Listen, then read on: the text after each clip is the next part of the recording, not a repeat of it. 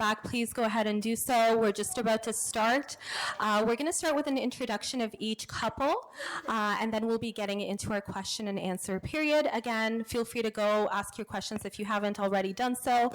Our Slido code is located at the front, and we'll just be moderating the questions as we go along, okay? So I'd like to introduce our three couples. Let's see if I remember their names. Mark and Alia. Round of applause.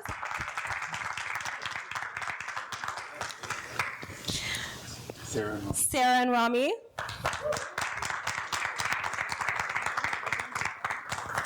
Mina and Olivia. Awesome. Okay. I studied well. So we're just going to have a quick intro for each of the couples. Hi, everybody. I'm Mark from Mark and Alia. Very nice to see everybody. Also a former Edge actually not a former, just in the background Edge servant, I would say. Yeah. On the shoulders of giants, we're talking about this. No. Literally and figuratively. Yeah, I mean, but anyway, Alia's gonna. We've been married now for 8 years. We have 3 wonderful children. We have 2 boys, Soriel and Raphael, and we have a little girl, Ananiel, and we have another girl on the way, Gabrielle. You know, keeping with the theme. And then Alia's gonna tell us about our relationship. Go ahead. He was supposed to, he just doesn't want to, which is kind of how marriage goes. So we met at school. We met in law school in the Caribbean. I'm not Egyptian. I'm half Italian, half Pakistani. So don't talk to her in Arabic. That happens a lot.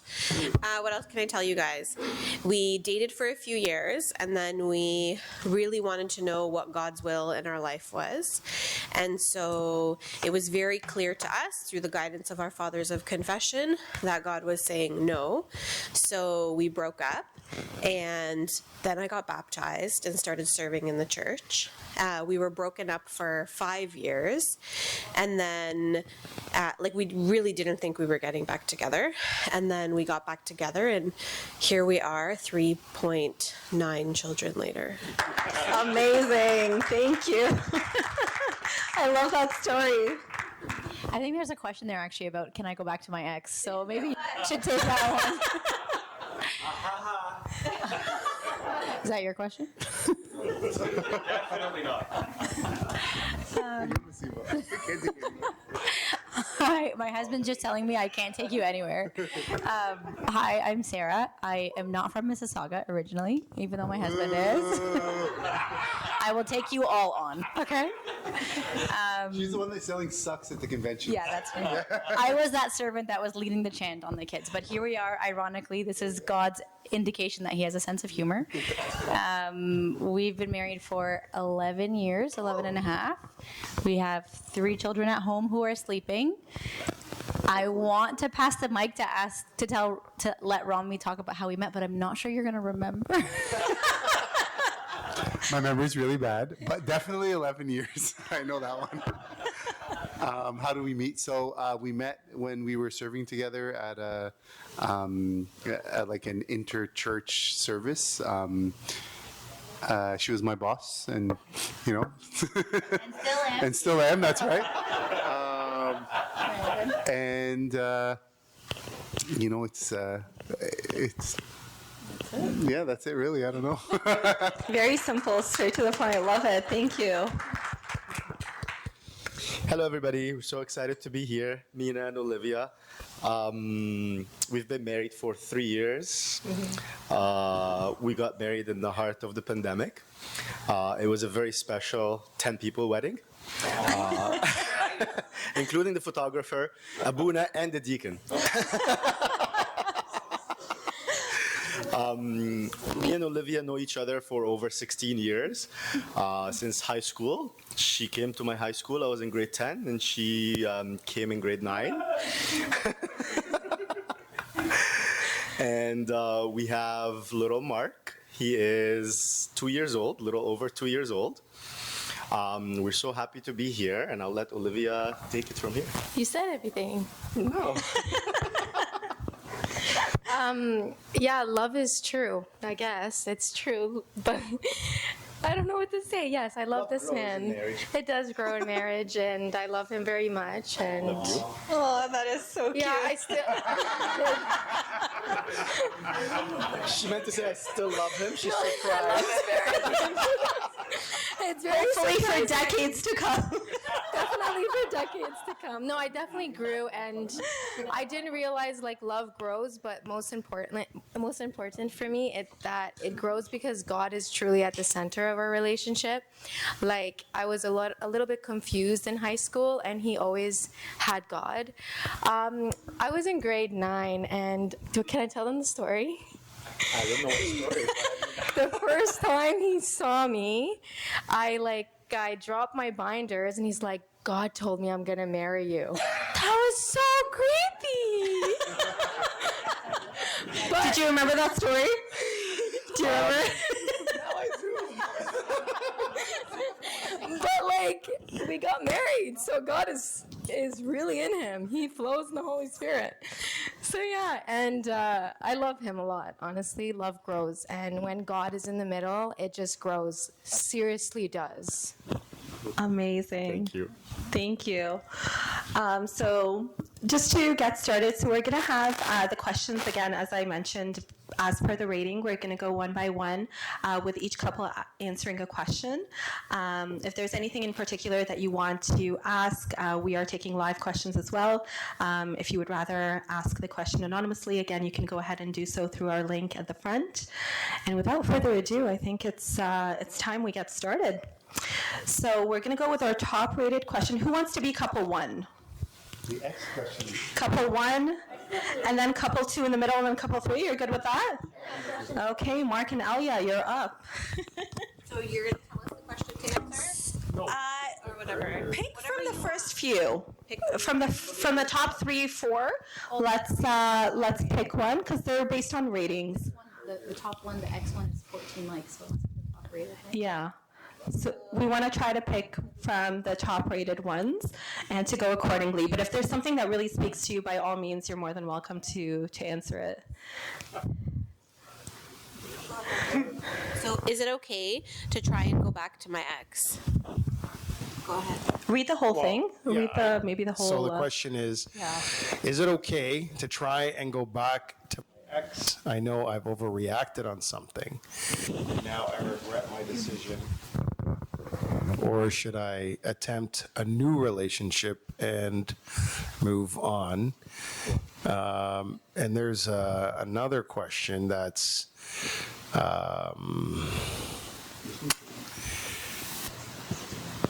okay. Some of these questions are related, so I think if we find a question, we can just try to refer back to maybe an answer. Just whichever one. Okay, is that better? Oh, that's better. Okay, yeah. Okay, so in our real world, in our own real experience, it wasn't about should we go back to the ex or should we try to move on or whatever. I think the main theme for Alia and I was what is God's will, okay? And when you are really looking for God's will, there's a formula, okay? This isn't like, you're not going to climb a mountain and God's going to, show you his back and give you 10 commandments and that's his will. That's not going to happen. I promise you it's not going to happen.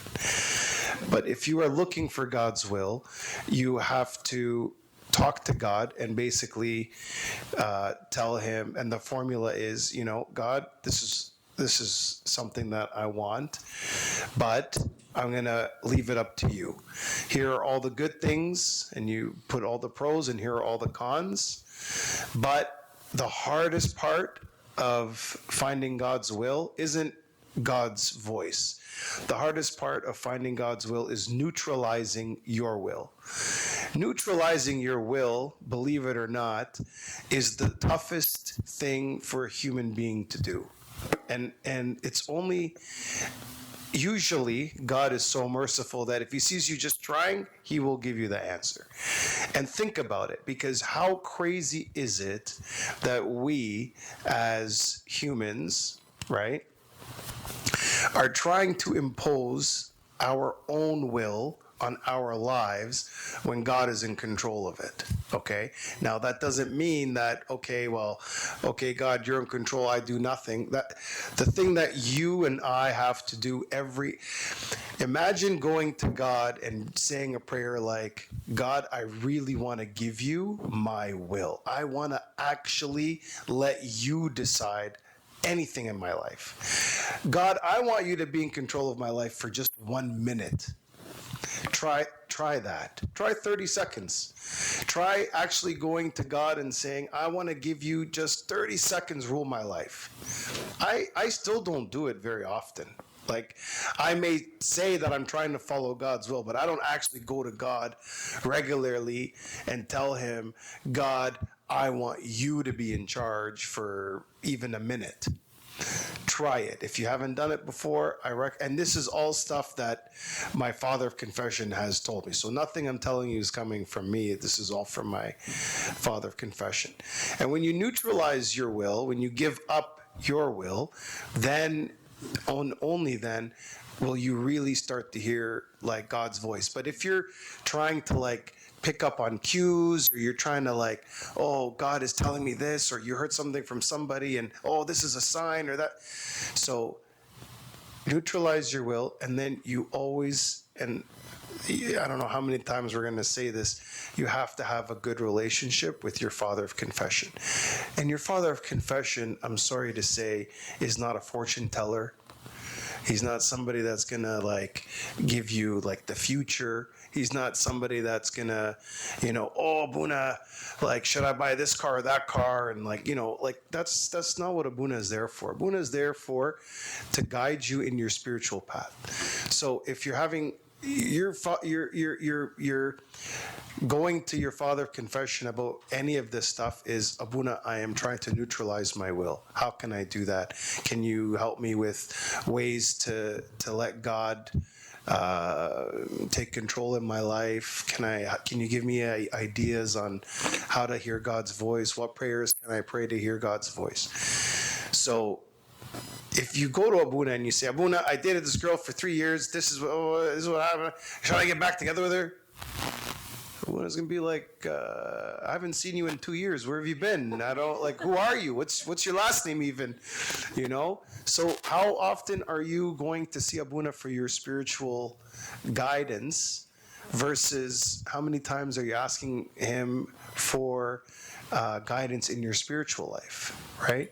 So that's the most important thing. If you neutralize your will, you will hear God's will. And I mean, I don't know how we can answer a lot of these questions, but I think overall, especially for Alia and I, we heard God's voice very clearly.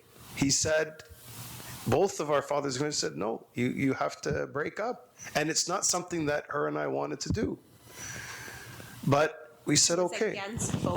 It was against both our wills to break up. Both of us didn't want the breakup, but it was very clear, through seasons of fasting and prayer and with the guidance of two fathers of confession, that God was saying no.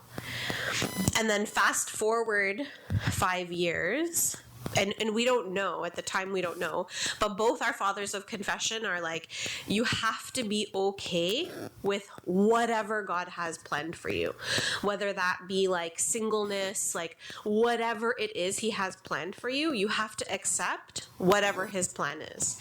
And then that was when we got back together and got married. Yeah, as soon as we accepted that, okay, we were going to accept whatever God wanted, that's when God revealed to us what he had planned for us, okay?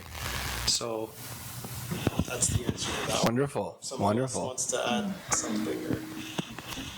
Now, group 2. Do you want to tackle the next question? Yeah. Yes. Are you comfortable? Okay, nice. It's- Go for it. It's been 4 years and he's not ready for the next steps. If I leave him, I feel like I've wasted so much time, and if I stay, I feel like I won't get anywhere. You probably should have left him 3 years ago. So this is going to be a quick answer. So generally speaking, guys are only afraid of commitment if it's the wrong girl, the wrong place, or the wrong time. If it's been a sufficient amount of time, and we can argue about what's the appropriate amount of time. I'm not married to my, general rule, but whatever is the sufficient amount of time, it's certainly less than 4 years, and he's not ready to commit, it's because you're either the wrong girl for him, it's the wrong time in his life, or it's the wrong place. And so you can't wait around forever. It's time to call it. Sorry. Yeah, I don't have anything to say. I completely agree. Like, 4 years is a long time, and I feel bad for who, like, it is hard to. Do you feel like you've wasted time, and so you're kind of holding on? Pardon me? You've invested, yeah. You're invested, and you feel like you don't want to lose that time. But honestly, if it hasn't happened, I think it won't. And my thoughts would be that the longer it takes, the less likely it's going to happen at some point in time. Like there is of course you don't get engaged right away, but there's going to be a point in time where, the longer the stretches goes on, probably the less likely that this is the right person, right time, right place, like Sarah said. That's our opinion. I don't know if anyone has another thought about that. Nice. Still okay. So we're going to answer aside from the relationship with God, what do you guys think are the most important traits to seek in a partner?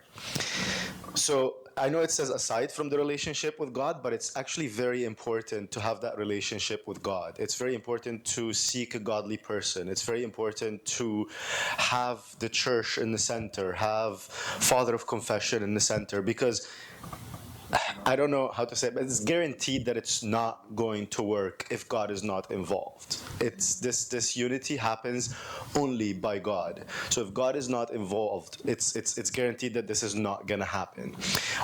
Or if it happens, it's not going to be the right way. What other traits? It varies from one person to another, but agreement is very important on a lot of things. It's important that we have these conversations early. Like we knew this is what we want to do. This is how many kids we want to have. This is Sundays are very important for us that we attend church. This is how we manage our family time. This is how we're gonna have our friends over. Like, of course, there's gonna be little disagreements, but the main things in life we agree on. I'll let you take it over. Yes, for sure. So I do want to put, so one thing that I do think is important in the relationship with God, I know it's a side, but some people like to date different dominations, and that's also like, it could be very difficult. And in Ephesians 5, it says that wherever your husband's church is, that's where the woman has to follow. And it does come a long way where it comes to values are super important, because if you guys don't have the same values, it becomes extremely difficult. Also, trust is a big thing. Like if you're lying to your partner before marriage, good luck, because it's not going to work. And you have to be very honest. Even if there's like some things from your past that you're not happy, you have to really combine them together, because you truly become one. So if you guys haven't like resolved these type of problems from your past, like it's going to come in your marriage, and then it's going to open different doors. So you really want to do it together. And if you want Abuna involved, that's even better, because then he can have his say. And I find Abunas always take women's sides, so it's awesome. And the last thing, I find loyalty is very, very important. And I know this comes from, so sometimes the husband is a little bit more wise when it comes to friends. So it's like us girls, well, before marriage, for me, for instance, I just wanted everybody to love me, and I would just like be friends with everybody. And my husband's like, just be careful, because I find that sometimes your friends are not the person you're thinking it is. So like like Mina was always loyal to me, even like I sometimes like did what my friends wanted me to do and I wasn't loyal to him. But it's through these experiences that I realized, like, because my husband was so loyal, I became more of a loyal person, and I realized, like, he comes first. Like, God comes first and he comes second, but you truly see the picture of God and how he's like the number one. And yeah, like you fall in love with all those qualities. So values, trust, and loyalty is like the number 3. And looks, it goes away. Your heart really matters.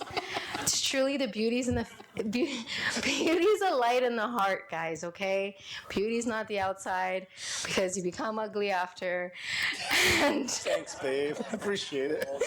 you go through phases of like what happened. Yesterday you were skinny, today you're chubby. Yeah, like I always loved hair, and then what happened? Like now he's using soap to wash his hair. Like It's okay. Bald is sexy, remember? and then like me, I used to have thick hair, and then I had Mark, and now I have thin. What happened? He gave it to me. I think attraction is important too. Like, I mean, I don't mean to disagree, but yes, looks is not everything, but attraction is important.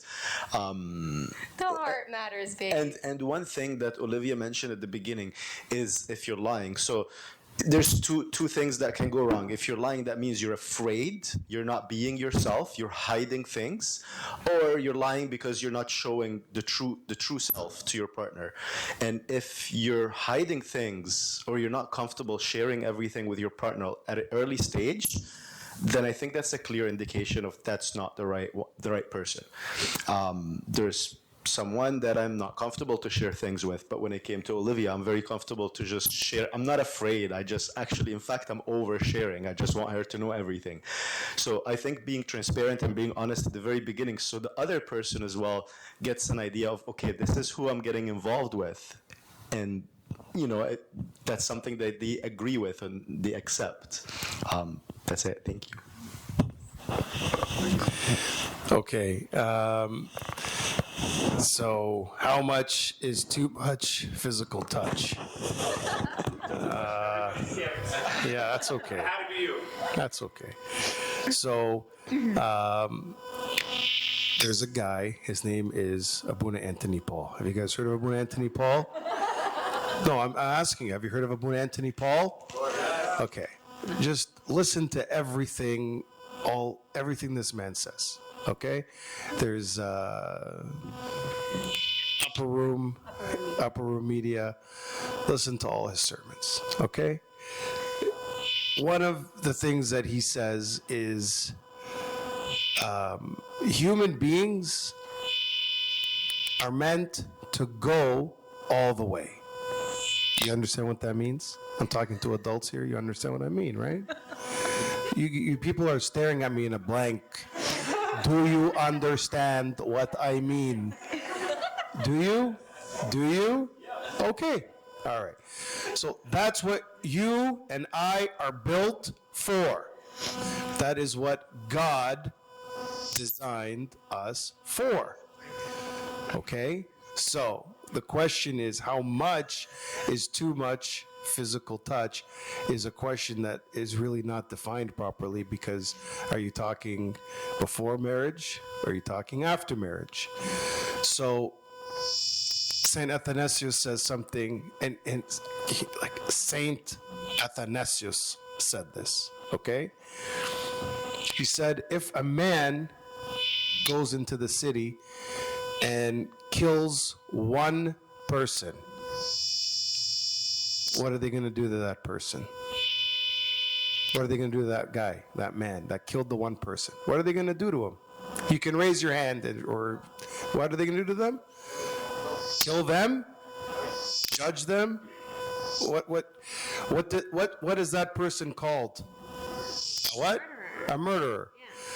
Yeah. If a man is a soldier and he kills 10,000 enemy soldiers, what do they do to that man? And what do they give him? A medal. Right? They give him a medal. They throw him a parade.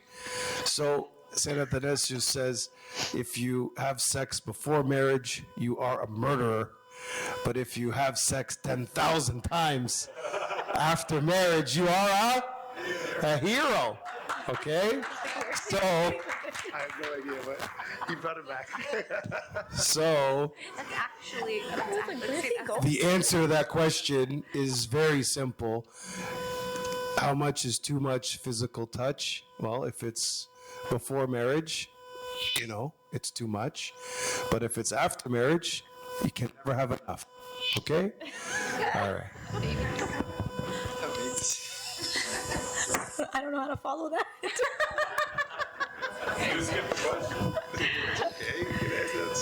Okay. If there are any follow-up questions, then that's we can definitely talk about that. How do we know we're ready for marriage? That one's a little ambiguous. We'll try our best. So I think Alia and Mark already talked about God's will, right? And that in every stage of your relationship, it's really important that God is guiding each step, right? And every step you take is because He's led you to that step. And the next sequence of events are because He's told you go or stay or stop or don't move. That's the spiritual side of it. A lot of times we also get asked okay, but what does that feel like? What does that sound like?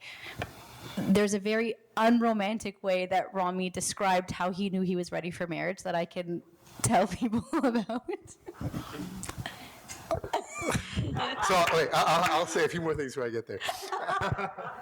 So I guess you have to know you're ready for marriage. A few things. First, you have to be in the right place in your life. It's kind of in our generation it was kind of difficult, and maybe it continues to happen. You're in high school, you're like, don't talk to girls. Not my parents, actually, but your parents were like, don't talk to girl, or don't talk to boys, or dissociate, don't date, and all that stuff. And then you jump into undergrad, and then at the end of undergrad, you're like, you're getting told, why are you not dating? You gotta get on this. And there's some wisdom there. They're essentially saying there's a part in your life where you're really not ready for it, and then there's a time in your life where you're getting to be older, more financially secure and all that stuff, and you're ready to move on with that relationship. So are you ready? When are you ready for marriage? You have to be in the right time in your life, and that means, you have to be able to support a family. And if you're not able to support a family, you really can't, move on in the next step. Doesn't mean that you have to have a forever job or a job but you have to have some kind of, stable income that you can have. One of you at least has to have a stable income where you can, sustain a family. And you have to be mature. The other place, you're ready is you have to have from God peace about this relationship. And that's what Sarah was making fun of me about. She was saying After we were married, though. Yeah, she's like, how did you know? I'm like, initially, the words I said was I was no longer anxious about moving forward to the next step. No, that's not exactly how he said it. Many years after we got married, I asked him, Rami, and I was thinking this big emotional, heartfelt, tell me, be romantic, whatever. How did you know that you were ready to marry me? And he looked at me and he said, I got less stressed when I thought about marrying you. I'm not really good with words, and Sarah knows that. That's cute, but the truth is that God will give you peace about something. And if you don't have peace about moving forward with this person, whatever the reasons are, there is a reason. So if you don't have peace about it, you have to explore those feelings and really know what that comes from. Is it coming because of that person or the time or kind of what is it? But you have to have peace before moving forward, I think. That's true. Good. Okay. I found out the person I'm dating can't have kids. Is it wrong for me to break up? That's so sad. If you love God, you should and you love that person, you should really love being with that person, because that person can't have kids, because I do believe in miracles, and I've seen it a lot with my job, where they couldn't have kids, and then at 45 years old they've done IVF for 6 years, and then one day they came and the miracle happen. I think that, like, I'm not saying anything bad about doctors. Doctors are amazing, but God is truly the real doctor. And I don't think that you shouldn't date someone because they can't have kids, because sometimes God has a purpose in their lives, and that's maybe your person, regardless if they can have kids or not, you know? So sensitive. I wish I was as spiritual as Olivia when it comes to this. This is really going to depend on you, and only you can answer this. I personally don't think breaking up is selfish or wrong. You have to really know if this is something that's very important for you, and that you want to be a dad or you want to be a mom, that's all you dreamt of on your life, you will never be able, you'll always feel like there's a grudge against that person. Even you get married, the first 5 years are beautiful, but then you're going to think back and say, but I can't have kids, and I wish I wanted kids. I don't know, maybe Abuna can help shed a light on this, but I don't think it's wrong. And I think it's also very important for the other person, since they know, to disclose it at the very beginning stage, because you'll be surprised how many people out there don't actually want to have kids, and they don't want to have the life of being mom and dad, and they want to just travel and enjoy their life, and kids for them, it's not an important thing. But for some others, kids are very, very important. I mean, that's what I think. So I think that this question brings to light two really important things that we have to talk about in terms of relationships. The first thing is that you have to make your decision about this person as they are. Maybe God will give them a miracle in 100 years. Maybe he won't. Maybe they will, defy, all Western medicine, but maybe they won't, okay? And so when you're marrying somebody, whether it's kids, whether it's something else, you don't marry somebody with the intention of having something about them change. Yeah. They are as they are, and you're in or you're out. No hopes about anything changing going forward. And that's a general principle. It's not just about kids, it's about everything.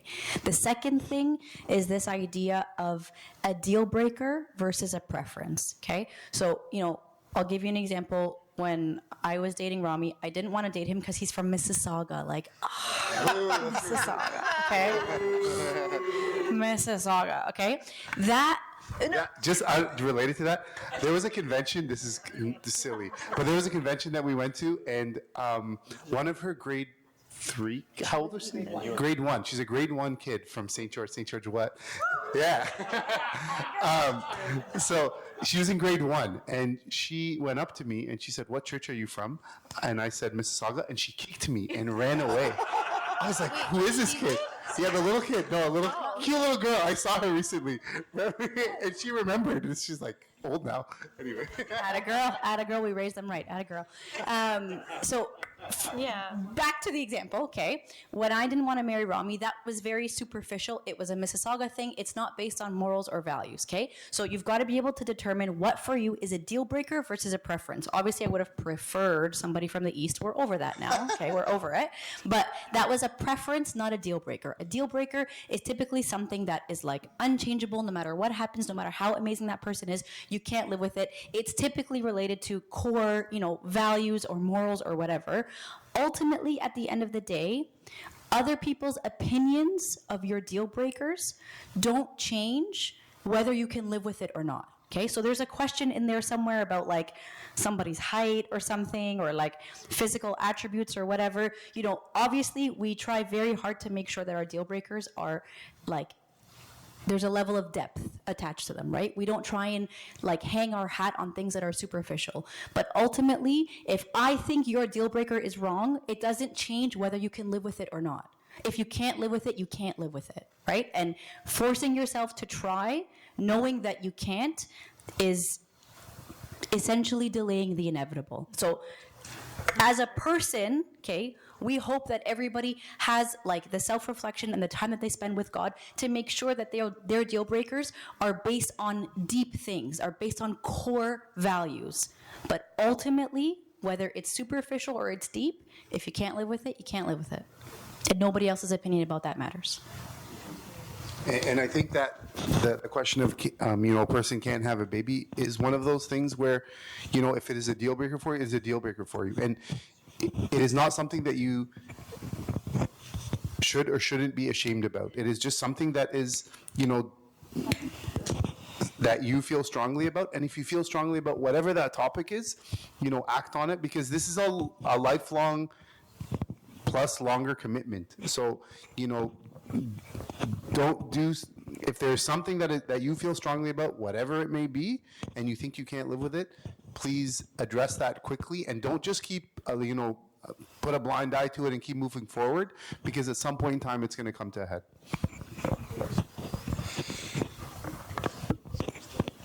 All right, folks, you're up.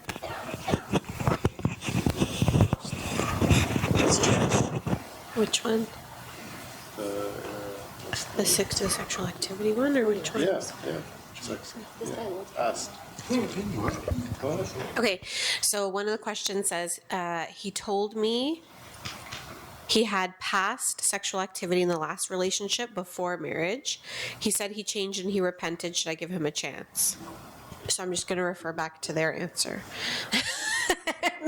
And say you need to figure out if it's a deal breaker or not, if it's or a preference, like if it's a preference or if it's something you can actually like get past and just forget and get past it, or if it's something that you're actually not going to be able to have peace with and live with. So we refer back to their answer for that one. And then we're going to do another one. Oh my God, why do I need to? What's the one on top now? Help me find someone. Yeah, absolutely. Abuna Max is the whole reason that we're together. So I would say absolutely ask Abuna to help you. So why? Ask Abuna, and Abuna gives a suggestion. You take the suggestion. There you go. Obedience is very important. Actually, No, that's very we're reasonable. together because Abuna made me go the first time. Yeah. Like it's a Give very it a try. it's a very reasonable thing. Like if someone gives you advice, Sorry, go ahead. if someone gives you advice, if Abuna gives you advice and it's spiritual advice, if you're asking someone for their advice and then you choose not to take the advice, then why are you asking? So if Abuna gives you an advice and you don't like it, he's not telling you to marry someone. He's saying give them a chance and go out on them put yourself out there and go on 1, 2, 3, 4 dates. If you find that after date 4 you dread, going on date 5, call it. But if you went on date 3, 4, 5 and you found it found it tolerable and you found that you were having an okay time, continue to move forward. Well, at least call him and say thank you. Yeah, there you go. I am going to say this again brings us back to like a also foundational dating principle about the idea of seeking wise counsel. Okay, so we're gonna all agree that Abuna is wise counsel. Okay, depends on the Abuna. Just kidding, totally just kidding. I am gonna say though, be wise about the wise counsel that you seek. Okay, so obviously your spiritual fathers and all that stuff, that's great. Like I wouldn't go to your friend who's had a string of failed relationships, who's just like a big mess, and be like, oh, I need your wise counsel. Like, be wise about the wise counsel that you seek. If you're going to take somebody's advice, make sure it's somebody who has credibility and has merit in advising you. Or is married.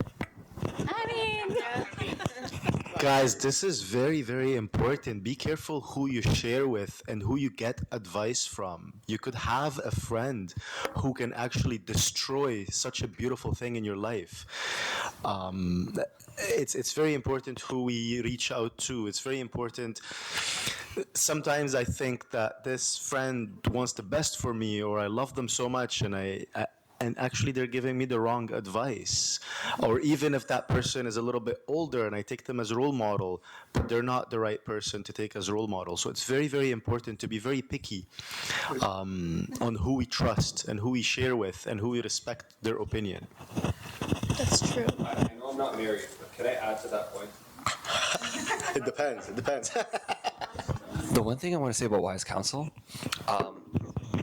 may be more prevalent in the younger generation, but you'll find a lot of people, especially within like the girl side of things, when one of the girls goes to one of her girlfriends with a problem, the first response is like the feminist wave, like, oh, forget him, you'll find another whatever, and stuff like that. And you'll find in a lot of successful relationships, The ones that you'd call are immediately going to have your partner's back and play devil's advocate and go through the situation throughout and figure out. That's true. Okay, are you being reasonable or not? So if immediately off the top of your head, like the top 3 people that you're going to go to about a relationship issue, if you can imagine the first response being, "Oh, forget this person. Like they're useless. You'll find another one." Like They're not the right person. yeah, horrible 100%. advice. So true. You couldn't have said it better. So what question? Okay, so. Oh, second. No, sorry. It's you. Oh, go ahead, Monica. Yeah. I'm sorry, you took the portable one. Say George. I was curious to know if there's a difference in how you approach finances, spending, that kind of thing. How do you guys work around that? What are some tips, tools?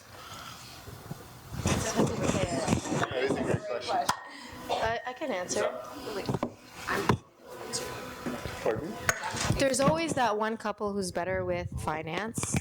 I'll give us our. Wait, what? Sorry.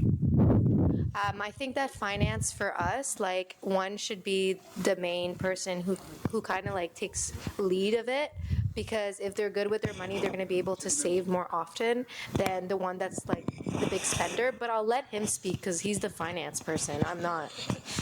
No, I don't think there's a right answer to this. I think, again, it goes back to agreement and initial stage discussion. I personally believe joint is stronger. If everything goes in one place, comes out of one place, we are stronger, more powerful. We have discussed things. We know what's coming up. We know our budgets. We know I have this much money I can spend. I don't have to ask you. I don't have to get back to you. This is how much we can comfortably afford in spending after the expenses like mortgage, car payments, the main stuff that comes out. And I don't have to come back and discuss. It's right there. Some partners or some couples, it also works well for them to keep things separate, like to keep separate accounts. I don't know how that would work, but I'm gonna say probably not. Probably. Okay, so finances was a big deal for us. Okay, so you got to remember that when you're coming to a marriage, you're coming with 2 very different backgrounds, 2 very different upbringings, and 2 very different ways of handling a variety of aspects of life. Okay, so I grew up in a very poor household. Okay, well, no, not that poor, but I grew up in a working poor household, okay, with a single mom. So I came to the table with a lot of fears and anxieties about finances because that was the environment that I grew up in, okay, where like finances were a scarcity. Even though like thank God I was no longer living in that situation, I still carried with me a lot of fear and anxiety, okay? Resolving financial issues within our marriage was a huge teaching tool for us, to learn, both of us, how to rely on God and also what each other needed from each other. So Mark often had to I would be like, oh my God, are we gonna go broke? Oh, like I'm like losing my mind. And Mark would have to sit down and be like, okay, for the 600th time, I'm just gonna explain this all to you again. And so he patiently, very patiently, thank God, I could not have dealt with myself that patiently, would just, as many times as I needed, be like, here you go, I'll lay it out for you. Do you need me to do it again? I'll do it again. A few months would go by, he'd be like, do you need me to do it again? I will do it again. And then eventually we got to a point where I was like, no, I trust you. I trust you. I get it. I really trust you now. And if he hadn't recognized that I was like struggling with an anxiety over it, then he could have gotten angry, or he could have like tried to resolve that conflict in so many different ways. But he recognized that I was like struggling with something, so he tried to give me what I needed in that struggle, and through him giving me what I needed in that struggle, I was able to like rely on him and heal some of that anxiety. Like, marriage is a path to salvation, right? Marriage is a path to healing. And a lot of times the conflict that we have over these issues is the source of our healing, right? Like whatever it is we're disagreeing about, somebody's healing something. And like, so finances was a big one for us. But it taught us a lot, thank God. I'm going to disclaimer with the fact that I'm not the finance person in the household. Okay, just going to throw that out there. What I am going to say. Yet she has an MBA, like a degree in it. I do this enough at work all day. I leave work, and thank you so much. I don't want to talk about anybody's budget. Thank you so much. My department is more than enough. Okay. I do think, though, there needs to be alignment on like core principles. Okay, like if I'm not, a big spender on cars and $1 million cars, are there $1 million cars? $1 million cars, and he is, there's going to be friction about that, right? There needs to be some overarching alignment about like what's too much, what's too little, like what's an appropriate way to spend your money. Like, for example, we live in a very Italian neighborhood, okay? Italians are like so much fun. First of all, let me just say, everybody come to Woodbridge, okay? But they don't vacation big, okay? They go to like cottages or like whatever, but they have really nice cars, right? So in our area, everybody's got a fantastic car and lives in like a decently humble house, right? That's the way they've decided to spend their money. That's the way that they feel is the best bang for their buck. Okay, great. It's an example of there needs to be just alignment on like core principles. Because if one person is spending obscenely on something that the other person doesn't prioritize as something important, that's going to cause friction. It is a source of conversation to be had. And I do think that that will become apparent during the dating period. The vision, like overarching agreement on core principles, I think is sufficient. I would say that I don't really get deep down into the granular details because we're aligned on, what we think is an appropriate. When she says she doesn't get deep down into the granular details, she means it. So, essentially what happens is like twice a year, I sit her down and I have a finance talk. Like, and it's like pulling teeth. Yeah. Like, it's like, I'm like, Sarah, we have to sit down. We have to talk about like this, and that. And she hates it. But it's pulling teeth because we're aligned on the vision. So I think that each person, and so you got different answers from different people. And I completely agree with you that part of finance thoughts are based on your childhood and your upbringing. And if it was like a source of stress, then it will become a source of stress through marriage, and that you have to talk about it and you have to deal with it together. And so there isn't a one right answer, but I think the one thing is that there has to be constant discussion about it until a person no longer wants to talk about it. I think it all comes down to communication. Communication is very, very important. If someone is doing something, they have to explain it. You guys are both one. The other person has the right to know what you're doing. Everything has to be very transparent, and that's why everything has to be joint. First of all, it's much easier. God forbid, if a partner is no longer there. Hopefully that never happens, doesn't happen anytime soon. And it's also their right to know everything. You have to be, the person that's in charge of finance have to be very, very transparent. And I also wanted to mention... Thank you for taking it. You're sacrificial. You will be so shocked and surprised in your life that when you give God, how much He actually give you back. Yeah.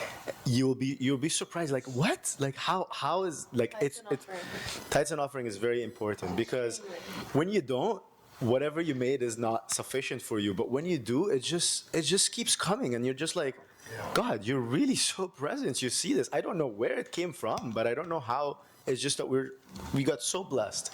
So try it. It's shocking.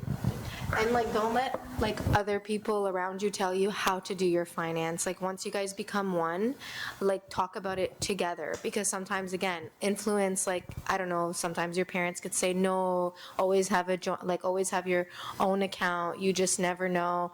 Sometimes that's not the right voices. Like, you really truly become one with your partner.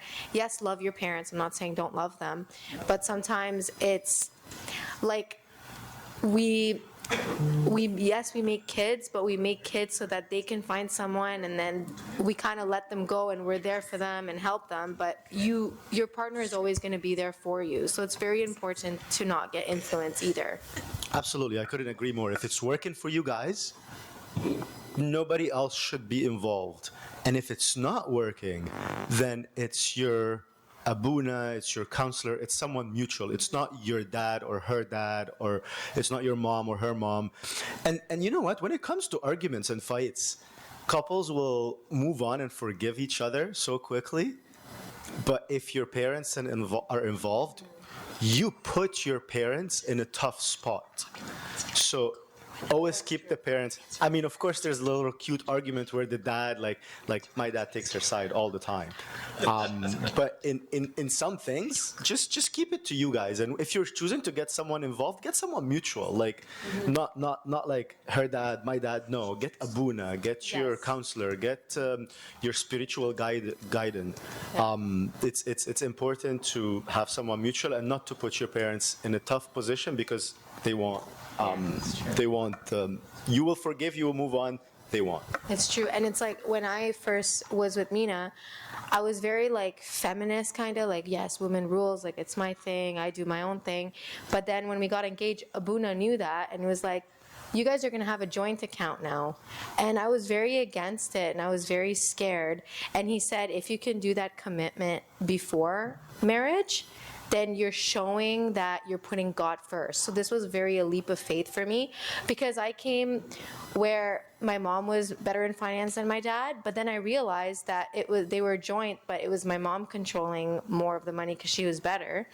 But it was hard for me to say, wow, Mina's better than me? That's not fair. Like, no way, I'm not gonna let that happen. But when Abuna really put me to the test, it really made me love him more, but also made me realize, wow, I can really trust him, like, with all this finance thing. And I remember Abuna telling me, you're not gonna see the account for 2 months. And that was very hard for me. I swear I was praying every night, I hope it doesn't spend my money. But then, in fact, I looked at, and I was like, make sure you give my tithes and offering. And I remember after 2 months, I was like, wow, I'm rich, you know? Hey, you want my bank account? No problem. Yeah, go for it. Can you maybe discuss, being that you used to have this whole feminist mindset? Oh, man, I will. Traditional has helped you in your... So I grew up, so my dad is Armenian Orthodox, so it's very similar to the Egyptian Orthodox, Coptic, but my mother was Catholic, so this was a little bit hard for me. So I would go to Armenian church, then I would go to Catholic church, so I grew up very confused, which that's why I'm saying you have to go to the same church. But nobody taught me that growing up, so I was very confused.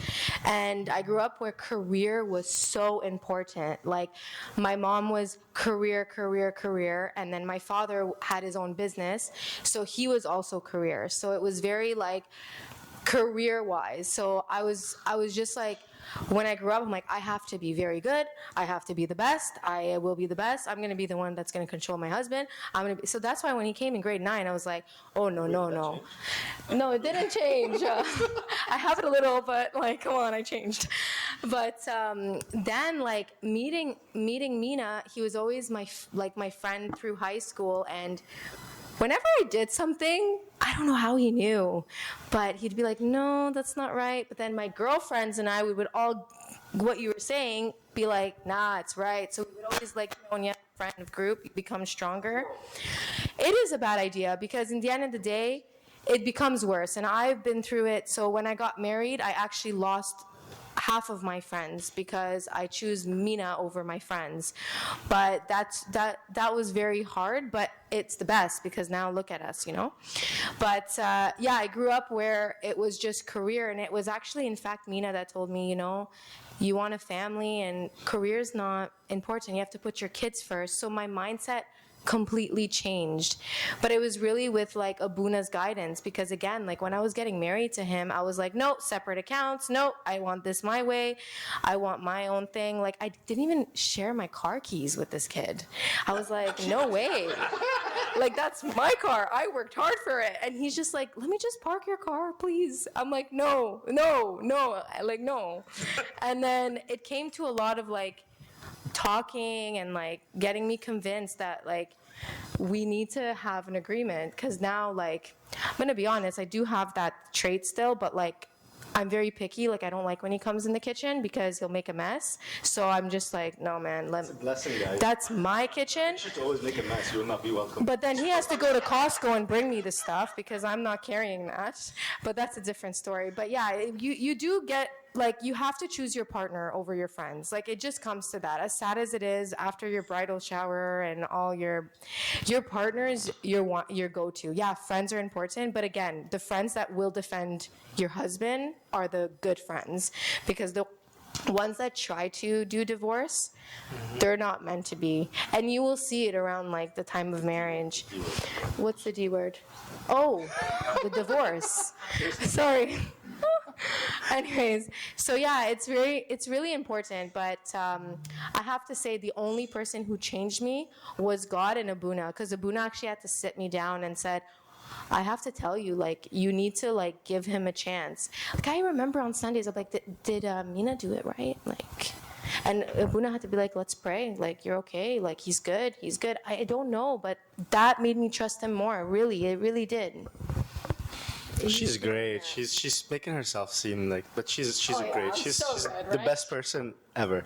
I think I'm just gonna go to, is it okay to date a non-Coptic but share the same faith, different denomination? I don't think it's okay. I think it's okay to start as long as there's a goal of becoming one. Like at first I knew Olivia was Armenian Orthodox. She's not Coptic Orthodox, but right off the bat, she came to me and she says, okay, we're going to go see Abuna. I'm going to be in the Coptic church. And it's very important. It's also being fair to your children. What are you going to do when you have kids now? Are you going to take them to this church one day, to that church one day? And yeah, this happened to Olivia. And it's not... It makes you confused.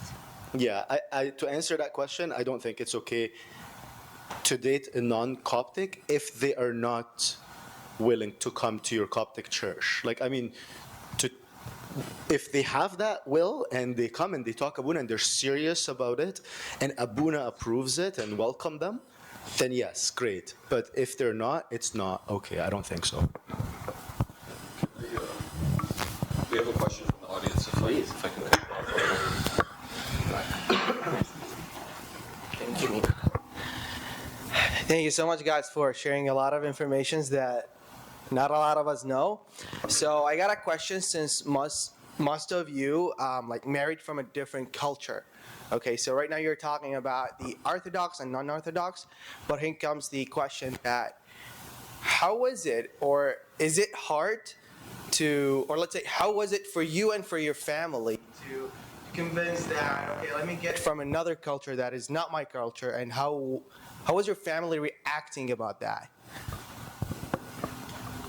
So like family dynamics. Yeah. How did that work? You know, culture-wise, let's say Middle Eastern versus Western. You know, Go ahead. You guys. Rock, paper, scissors. Okay. We spoke too much.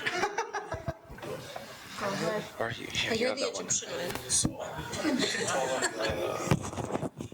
one. Okay, so just to start off, I mean, what Mina said about being with somebody that is not part of our church, they definitely have to at least be willing and open to that, and that was very true of Alia and I.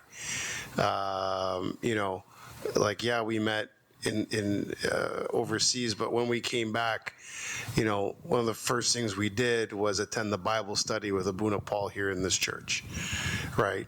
And that was, you know, on a weekly basis. In terms of family, it wasn't easy. Especially because of Alia's background, and like, you know, her dad is Muslim as well, and you know, it was very tough with my parents. But you know, when God wants something to happen, you know, now I think it's easy for Alia to say that, you know, she has a great relationship with my mom, and for my mom, it's the daughter that she always wanted, right? So it can be tough, and it can be a source of problems, but definitely if you have guidance with your father of confession, and as Mina said, if there's a willingness from the beginning that there is, and think about it, like if somebody's interested in you, and then you tell them, well, you know, I'm part of, you know, the Coptic Orthodox Church, or you know, I love God or whatever, you know, and they are like, oh, okay, cool, like, you know, but, you know, let's never talk about God again. You know, you probably don't want to be with that person. One of the very first conversations that Alia and I had, we were like studying together, and then, you know, she asked me like, you know, what are you going to do when you die and then you go to heaven and it's not Jesus and it's like Buddha or it's Muhammad or it's whoever, you know? And I said to her, well, that's not going to happen. She's like, what do you mean? I said, it's going to be Jesus. He's going to say, well done, good and faithful servant. She's like, okay, either this guy is crazy or he's onto something, right? So if you are not from the very beginning proud of who you are, which is a son or daughter of God, and if you are not sure about your faith, you should not be dating at all somebody who is Coptic or not Coptic, okay? And, you know, and if that answer offended somebody, right, then move on. Then they're not worth your time either, okay? With the parents, I think it's Give a them the thin, mic. fine line. It's okay. It's good to listen to your parents, listen to their opinion, and it's also your duty to reassure them. I mean, they're worried about you at the end of the day. They're worried about you having problems. So you reassure them. You listen to their opinion. Try to think out the box, out of emotion too much, but listen to what they're saying. But also, it's your duty to reassure them. And I think the perfect balance would be Abuna, because Abuna is not like the parent, so he's not like, no, like it has to be Egyptian, have to be from the same cultures. Like, he'll listen and he'll say, yeah, this is doable, this is how we're gonna talk to the parents, or hey, no, I think you should stay away because it's not right, it's not gonna happen. Okay. Just a small disclaimer, it is getting a little bit later, so we have time for maybe one last question. However you... Yeah, is there one in the audience? Yeah? No? Yeah? Please. I'm going to try to word it in the best way possible, but it was regarding one of the earlier questions about, like, what if someone had sexual whatever in their past and they can't get over it? To what extent are you choosing, like, the easy way out and saying, oh, I can't deal with this? Or maybe, like, being judgmental about someone's past? And, like, what if it brings you closer to God to try to get over their past? Like, I don't know if I'm, like, getting too deep into it, but I don't know if you understand my point. I want to answer it, then pass it on to anybody who has something. God forgives us as long as we repent. Who are we not to forgive? And even if this is something the person repented and moved on and truly changed at heart, it's not, I don't think it's something that should stop me. If I love the person and they've had enough courage to come and tell me about it, even though they're not required, if they repented, they confessed to Abuna, it's been forgiven, it's actually not required for for it to be disclosed. It's something between you and God. You repented, you moved on, khalas, it's over. But if that person had the heart to come and tell me about it, I mean, I don't know. That's how I feel. But just to be safe, go to the doctor to make sure that person doesn't have anything. Honestly, even if it's not like sexual related, like if it's just something about their past or whatever that you're thinking, oh, this does not match my preference, or like a deal breaker. If it's a deal breaker, again, it's a deal breaker. Like, I mean, if it's, again, it goes back to preference, I think. And if you're not going to get over it, then what's your point of even staying? Because if you keep bringing it up. Yeah, it's very important. How do you know if you're going to get over it or not? You just, because if you're over it, you won't even mention it. You just be like, oh, whatever. But if you're constantly, every time we have a fight, that thing comes back, that person is not meant to be. What do you guys think? Do you have anything to add to this? I've been asked this question a lot, okay? For me, personally, I think, like, I'm kind of in line with Mina where, you know, if it's erased in heaven, it's erased to me. But it's hard for me to sit here and say that to people if that's something that's a really big issue for you, right? Like, if it's easy for me to get over, it might not necessarily be easy for somebody else to get over. And I think that, you know, there's a big part of you that makes your response to things like that variable. For some person, it could be a sexual history. For some person, it could be something else that's not related to their sexual history. So it's really, like, I have a difficult time sitting here and telling you guys, like, you should be able to get over it, because maybe you can't. And I don't know the variables as to why you can or you can't. So I think ultimately I agree in principle that if it's erased in heaven, like, it's erased. But I don't want to be audacious in telling you that, you know, it should not be a big deal to you and you should be able to let it go. I think that in your relationship with God, everything in your relationship with God is a constant struggle. And if you're struggling, you're moving in the right direction. That's an indication that you are with God and you are fighting against something to move towards Him. So you're doing great. So there should never be an area where you feel like you're not struggling, okay? Ultimately, whether you're able to get over that or not get over it is between you and God, right? And sometimes God will use that to help you kind of discern the path that He's asking you to walk. So I don't know that I could make a blanket statement about that. I just want to add one quick thing, because you're thinking about it in terms of, should I even be with this person and what they've done in the past.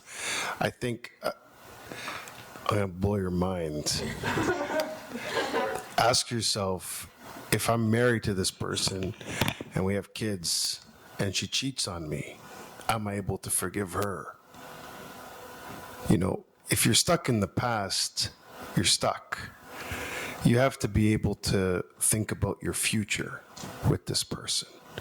If this is somebody that, you know, you are willing, like, you know, to forgive for something that they're going to do, right? That's what you have to prepare yourself for, right? You think whatever this person's done in the past, that's going to be nothing compared to, you know, the hurt, the problems, the issues that you're going to have in the future, right? So think about it looking forward rather than always thinking about the past and, oh, if this person did this, they're going to do this and that. Okay, if they did that, what are they going to do to me in the future? How can I prepare myself? You know, like, we're going to end now, because now I'm going to do we're all supposed to say something. So I'm going to Each couple to give their kind of like tidbit of final advice, please. I'll be very brief. Yeah, very brief. So, St. John Chrysostom. Hey, listen. It's okay. I think it just bugs out. He says that when St. Paul tells a husband that you need to die for your wife, just like Christ died for the church, he says, do you think that Christ died for a church that was beautiful? He says the church was terrible. It was terrible to Christ. It didn't treat him with any respect. It didn't do anything. It wasn't even worthy to be saved, but Christ still gave his life for the church in order to glorify the church, to sanctify the church. And that is what it means to die for the church. And that's from a book called On Marriage and Family Life. That's what it means to be a husband. That's what it means. Like that's what it means to be a husband to a wife. It's not, you're not dying because like she could be amazing and all those things too, right? But the dying for her sanctification comes when she's ugly and turning her back and betraying and all of that. That's how Christ dies in marriage. That's how husbands die in marriage. That's deep. Well, it just is what it is. So true. Yeah, so On Marriage and Family Life, St. John Chrysostom, it's a PDF, it's available everywhere. We can send it to We can send it to you. You should read it. Read it before. We read it during our engagement together out loud. And we whenever couples come to us, that's what we tell them. We're like, pick up this book, start reading it together out loud, line for line, and start discussing it with each other. On Marriage and Family. I can send you the PDF. I have the PDF. That's our advice. Wait, I wanted to say something else. Sorry, I thought we were doing this together. That might be, but that's husbands. What about wives? Okay, go ahead. I would say that what I think I'm most passionate about when it comes to marriage and relationships is that if you can view entering marriage the way a monk would view entering a monastery, or a nun would view entering a convent, then you have the right concept of marriage. Because marriage is a path to salvation just as equally. So we are giving up, right? Like our wills and our lives and our comfort to the same degree that the monks and nuns are, just it looks different on the outside. That's the only difference, right? So marriage as a path to salvation is equal to monasticism.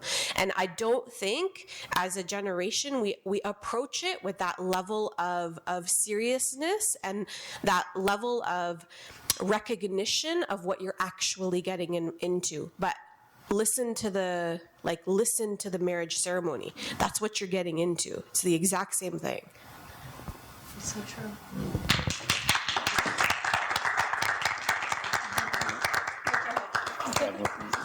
I'm not sure if I should give advice about marriage or about dating because I don't know where we're at here. So A bit of both, whatever comes to mind. dating, engaged, yeah. Only got a week left. That's basically. Yeah, you're basically married, friends. About to propose. So if it's marriage, I have to kind of echo what Mark and Alia said. We just recently learned we have a marriage ministry at our church that marriage is the only act of martyrdom where you get the crown before you do it.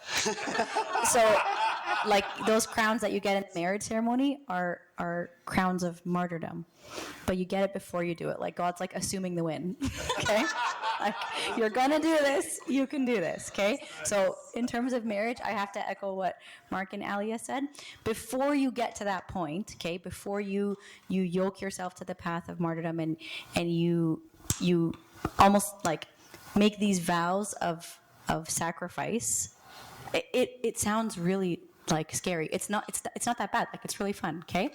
But before you do that, I would say that sometimes our culture discourages lengthy dating in favor of expedited marriages. I would challenge that because you want to make sure that the person that you're yoked to and that you're yoking yourself to is also committed to that path to salvation. And you won't know that about that person unless you give it time. And so once you're engaged, once you've made that decision, once you've made that assessment, race to the altar. Absolutely. The engagement period is the worst, okay? But the portion leading up to the engagement period, I think is really important. And it's really important for you to be able to make an informed decision. Part of that informed decision is the ability to transparently communicate and respond to the other person's needs, right? Because that's the precursor to living a sacrificial life, is appreciating the other person's needs and being able to communicate your own, because you're both trying to do the same thing for the other person. So take your time dating and make sure that you guys are able to have open and honest, transparent conversations about needs. But not 4 years. Sorry? Not 4 years. Cutie, you should have called that a long time ago, okay? Come see me, please. So I guess in dating, I think the one advice I would consider giving would be, I find that in the younger generation that guys sometimes have difficulty committing, and I think that that's a detriment to guys. And so I've heard from guys that, you don't want to close doors, you talk to a few girls at the same time, you're, always kind of dabbling, never really committing to one person until you're sure. I would say that I think that probably stems from not being secure or not being wanting to put yourself out there. So I would say to the guys, please don't lead on too many girls. Please put yourself out there. Try to connect with this person. If you fail, that's okay. But if you don't try at all, then you've already lost. So, I think as guys, it's always easier to kind of fall back and not put ourselves out there because we don't want to get hurt. And that's it's fine not to want to get hurt, but if you continue to do that, you won't be successful.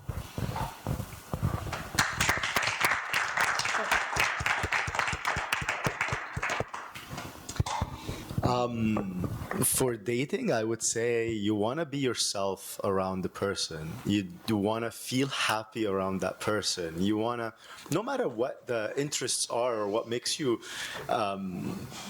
you want to feel happy when you're doing what they love, and you want to also feel that from them. Like they're making you happy. They're going out of their way to make you who you are, not changing you. If those are the signs, then that's the right person. You're just genuinely sharing. You can't wait to finish your day, to get on the phone and tell them how was your day. In the day, you're thinking about them. You're like, okay, you're texting them. You're just happy. You're not like afraid. Oh, what if I tell them about this? They're gonna get mad at me. What if I do this? No, you're just comfortable with that person. That's very, very important in the dating stage. Communication is super, super important. Open book, open communication. Listen to want to understand your partner, not because you want to respond.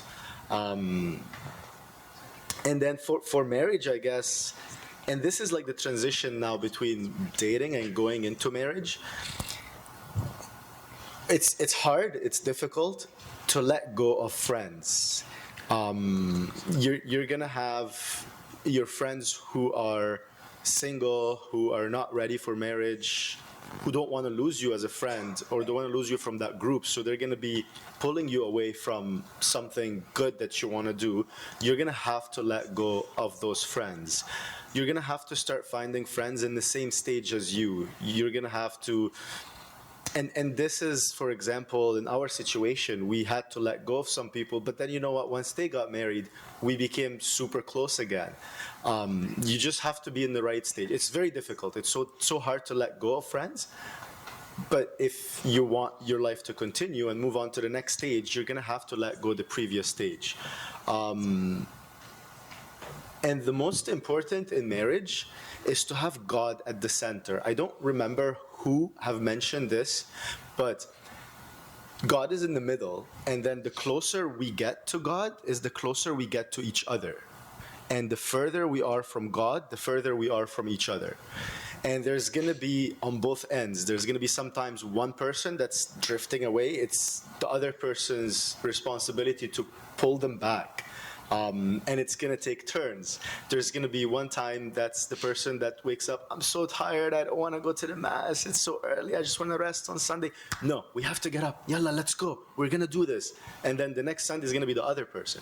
It's very important to read the Bible together. It gets us so close to each other while life is so busy and there's so many things to do. As long as we're always making time to pray together, hold hands, even, may God forgive me, but even if we're sleeping and we don't have to stand up, we can't stand up, just get in bed, do that like 5-10 minute prayer. If you can't, turn on the lights and read the Bible. Do devotions together. Even if you're not married yet, there's the Bible app and you can choose devotions, take turns choosing devotions. And then when you do the devotions, read it and then you will comment on your devotion. Once the other person reads the same thing, they will see your comment and they will be able to comment as well. It's so cute. It's so amazing. It gets us so much close to each other. You will be so surprised how you just connected with that person. You'll be so surprised. God really has to be at the center. Prayer really, really are so powerful. It's so true. And talking about that, like when you want to stay away from sin, doing church stuff together, it's also very important because you guys are together, connecting together, having God at the center, but also like being together through church events. So that's really helpful. In my dating stage, I remember I did a lot of things for me. So this is a time when enjoy yourself a lot, love yourself. I know it can be hard because you're just like, I want to get married, I want to have kids, I'm getting old, like when is this going to happen for me? Or all my friends around me are getting married, or I'm seeing shows and I'm like, it's so easy for them. This is something that like, if you don't love yourself and you don't have confidence in yourself, it's going to follow you through marriage, through having children. It's really going to follow you, and you don't want to be a grandma not confident. So you have to have confidence very young, especially in dating. That's the one thing I'll say, and I really mean it. And I remember when I first started like dating Mina, I said, I really want to date him without wearing makeup and just being me, to see what he will say. And apparently I was the most beautiful thing he's seen when I was the most natural. And that really touched me. And another thing is a Bible verse for me was very important. So there's this Bible verse in Mark 10:9 where it says, therefore, what God has joined together, so no one should separate them. So that verse was really important to me, and that verse like meant to me that if I'm dating someone, this is it. I'm gonna work hard and I'm gonna be committed to that person. So when I met Mina, I told him like, this verse means a lot. So if I give you my all, I want you to know like I'm not giving up. And he also agreed, and it became like our favorite verse that we even named our son Mark after this verse. So it's really special to us. Not big Mark, we have a smaller Mark, but He's not my son. because he's like, oh, I'll still give you my bank account. No. he's good at finance. But like one thing I think is that us, like for me, I lacked a lot of confidence. So I felt God didn't, like I knew him since high school, but God didn't allow marriage until I actually started having confidence in myself. I was always validating other people's opinion, or like, am I smart enough? Should I do this? Should I do that? To a point that even when I was dating Mina told me like, if you don't love yourself, we can't even be together. And that really touched me because I realized like, if God loves me, how can I not love myself? So I started to like love myself more, do devotion, work on myself until I was 100% ready for Mina. And then that made me like a confident bride. Through COVID, I didn't even have a hairdresser to do my hair. So it was pure COVID. Like, I know I even had to do my own nails. Like, anyways, everything I used to do, I had to change. So God, like, as funny as it is, like, God truly did work my confidence. Like, I had to go to a wedding where I didn't have anything other than myself and my mom doing my hair, which, could be very difficult. But it was nice. Like, it showed that, like, marriage is not always like a physical thing. It's a beauty in the heart. So really love yourself, guys. Marriage is hard, but it's the most beautiful, rewarding thing in the world. But dating is fun because you get to be more yourself too, you know? I remember dating, you know, because when you're in a marriage, it's like you have to like bond and listen to him and he has to listen to you and, you know. At least at dating, you still say, okay, I'm going to bed, and if you pass out, you pass out, and you wake up in the morning not feeling bad. Now you can't pass out, you have to wake up. There, yeah. It's like, Thank you, guys.